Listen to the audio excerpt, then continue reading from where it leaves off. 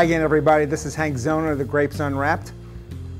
I love newspapers. I've been reading them all my life. I still get the newspaper delivered to my house. And here I am in an iconic New Jersey food place, RuttsHut, at the counter, flipping through my newspaper, having one of their classic hot dogs. Rutt's is actually listed in the 1,000 places you have to go before you die in the United States and Canada, and it's the only active place in New Jersey actually on that list, if that tells you something. My education in wine and food predates the internet. I started reading newspapers. I would read Frank Pryle's column in the Times to learn about wine every week. And when I moved to New Jersey, I started getting the Ledger delivered every day, and I would read the food columns. And the column that I really was attracted to the most and got a lot of information out of was PeteGenovese's columns. Pete would write about great places to eat throughout the state. He started the Munch Mobile, would travel around the state, and it's something that not only I followed, but my whole family followed, including my kids. So we're going to do a segment here today where we're talking about the state of food in the state of New Jersey, and I think probably the best person to do that is to have a conversation with PeteGenovese, and Pete happens to be here today at RuttsHut. It's good to see you again, Pete. Thanks for coming out. Munch Mobile many years ago. You followed behind us. Yes, I followed behind you, and I told people that we day. We get a lot of stalkers. But you were approved. Yeah, I was approved. Yeah, because he was 8 years old at the time, and the thing that amazed me at the time was logging 300 miles that day behind you was the reaction of the people on the roads of New Jersey, all over the state that day, to the Munch Mobile.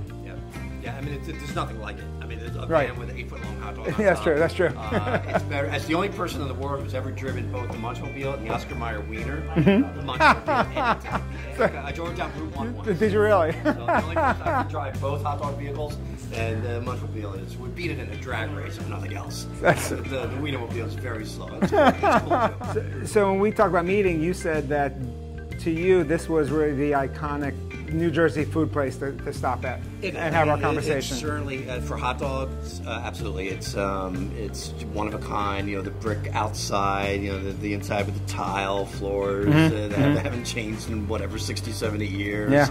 The Ripper, the cremators. Of course, you know the Ripper is because the hot dog splits open when it's in when it's cooked. Cremators, an extra well done Ripper.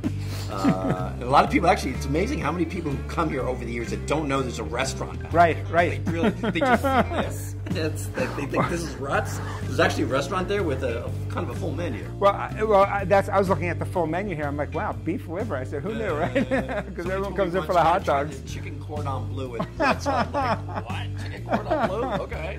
That's really funny. But it is, it's one of the. If there was a New Jersey Food Hall of Fame of all foods, this would be in the initial class, the New Jersey Food Hall of Fame. You ride around in this van with a hot dog. We're meeting at a hot dog place. New Jersey does hot dogs well? Oh yeah. Well, I've argued. I said about 5 years ago, New Jersey is really the center of the hot dog universe. A couple other publications have picked up on that now, but I was the first to sort of say that it's the chili dog started here in New Jersey. Patterson or Plainfield both sort of claim it. The Italian hot dog started here. Right. Boston Newark back in 1932. I think we probably have more hot dog places per square mile than any other place in the country. Interesting. For sure. Interesting. Especially in North Jersey. If you love hot dogs. It's a hot dog culture here. Yeah. And it always has since the 20s and 30s. Again, North Jersey is most certainly center of the hot dog universe. So, what's the state of the state? I want to hear a state of the state address from you that I'm really interested in. What's the state of the state when it comes to food? What's New Jersey doing right? What's it doing well? Well, I think the casual, since I'm usually about the casual food anyway, I think there's very few states that can, the first thing, I think what we do better than any state is I think maybe Los Angeles, which is not a state, but diversity. State of mind. Yeah, state of mind. Ethnic diversity in terms of food. Again, especially North Jersey, central North Jersey, You don't have to go. There's no reason for you to go into New York City if you want to do any. You name the cuisine or the nation in the United Nations. You don't have to go into New York City for that. Right. I think a lot of people still don't realize that about New Jersey, just how diverse the people are, first of all, and how diverse the food is. Well, you do a wrap-up column every year with your 25 favorite dishes. And there's really not a lot of replication on that. It's really all over the place. It is. Yeah. It's all over the state. It's all over the state, and it's all over the world as far as different types of cuisine. Absolutely, yeah. I don't. I'm not just writing about burgers and pizza and whatever things I like. It's I'm always open for open mind, open stomach at all times. So what are we lacking in? What's New Jersey not doing well? Again, casual food, I think. Well, actually, I will say one thing: barbecue. Yeah, I know. I've heard that. I said it a couple of years ago. A number of times. New Jersey's a barbecue wasteland. Yeah, I think that's the actual phrase you use. Yeah, exactly. And it got a lot of people. Actually, a lot of people agreed. I mean, honest opinion. I pay for my food. I can be. I think I'm honest. People know I'm tough, but I'm fair. Yeah. I'm not ever nasty toward anybody or deliberately trying to cut somebody down. But if you're not on my list, you can sort of like draw your conclusion. I think your writing style is very honest. I mean, and that's one of the things I appreciate about it. You're not sugarcoating the reviews, and if something's not up to snuff, you disagree regularly with a lot of times the people who are out there in the trenches with you. That's the fun part. I guess the fun part of the job is when you publish a list. This is the best barbecue, and you get I get called an idiot a lot. That's pretty much everyone's favorite word for me is you idiot. But that's fine. It goes with the territory, and I understand as long as they're disagreeing in a in a sort of nice way, they're not being nasty about. That's fine. Bring it on. I can defend my choices. Yeah. You started the Ledger in 1998. You were writing for New Brunswick paper. You said before then. Home News. Yeah, before that. But you didn't start writing food. You were doing more. No, I just came on as a general assignment reporter. Features sort of like Jerseyana, which I'm still doing. 20 years ago, which I was doing at the New Brunswick paper too. But in '98, so the Munch Mobile had launched that year in '98. That summer, I came on in the spring. So '98. So I think that was part of the reason I was hired because Mark was not. He was a feature editor at the time. There was no way he'd be able to do the Munch Mobile going forward. So the next year I took it over in '99. Been doing it ever since. And again, 20 years. Do you remember your first food story for the Ledger?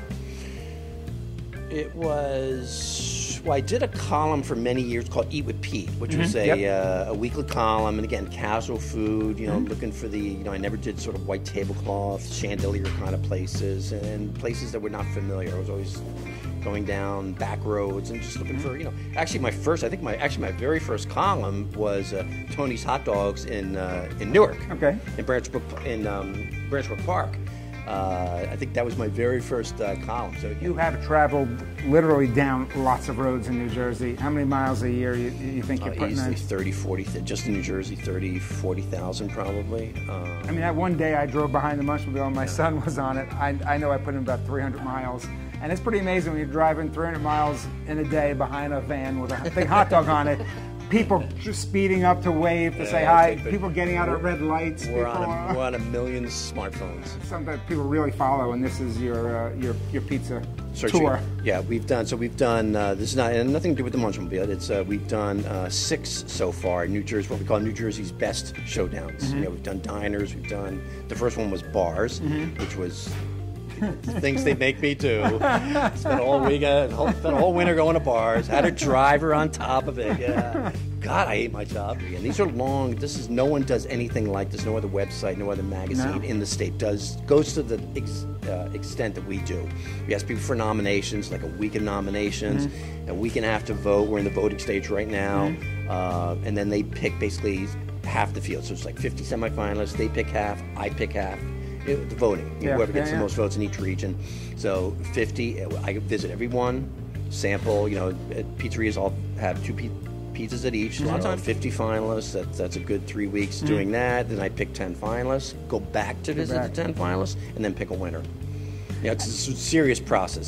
So Pete, in addition to the columns and everything else that you're writing, you've written a few books. It looks like 10 books. All available on Amazon. All available on Amazon, right? And they obviously cover New Jersey, but it's not just food. You've gone outside the borders of New Jersey too. Did a book on the Jersey Shores, nice book. Most of these are done by Rutgers University Press. Nice. My book on Route 1, Maine to Florida. Spent like a year just driving Route 1. Wow. Looking for stories. Nothing to do with food, just human interest stories. But the other one's been New Jersey Curiosities, which is sort of like a weird New Jersey, sort of oddball New Jersey. But the rest of them have been food. You know, this is really the only book just on Jersey, exclusively on Jersey food.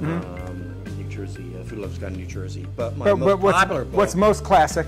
Jersey Diners. Almost as classic as a New Jersey hot dog is. Came out 20 years ago. New Jersey thing Diners still sells. I mean, yeah, diners. We're the diner capital of the world. 600 diners, more than any other state. 600. Wow. 600. Yeah, it's just, and very few close. If they close, somebody else takes moves it up. Right in and opens them up. Very few diners close. And you know, diners.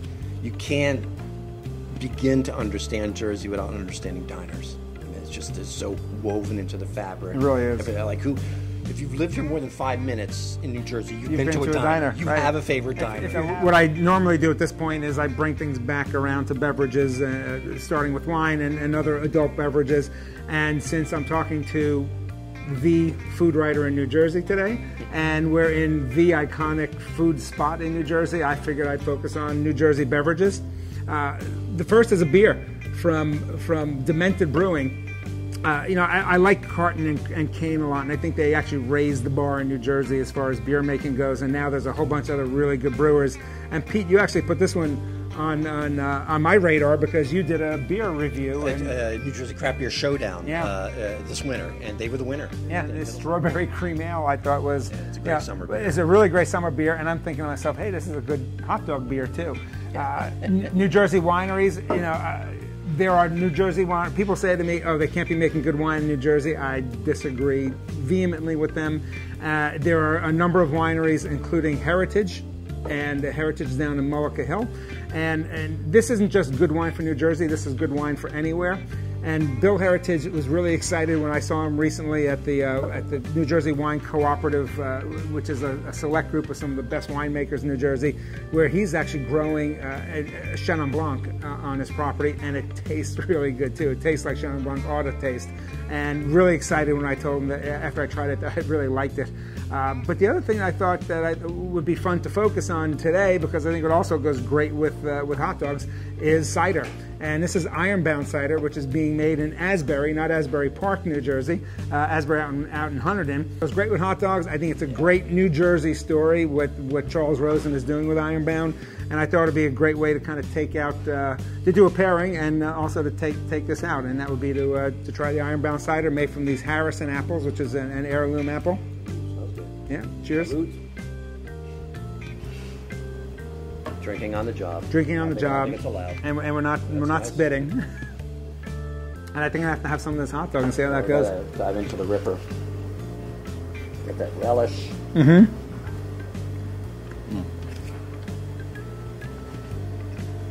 There's only one Rutts. This is the part where we don't really talk much and well, enjoy it. Yeah. You learn. It's on the fly. So I think this is a great pairing, not just of a food and a beverage pairing, but also a great New Jersey pairing. Pete, I appreciate it. I appreciate you coming up north and spending some time giving people a chance to kind of get a little better understanding of you. As I said, they're really immediately focused on what you're reviewing and what you're talking about at any given time. So a chance to actually do a review of the reviewer, an interview of the interviewer. I think bright lights. Yeah, I can see how anxious and nervous you were about the whole thing. Thank you again for coming up. Thanks for having me. Salute. Appreciate it. Thanks. This is Hank Zona of the Grapes Unwrapped with PeteGenovese. We'll see you again next time as we get to know wine and food and great people and great places. Cheers. From Rutts. Rippers. Rippers.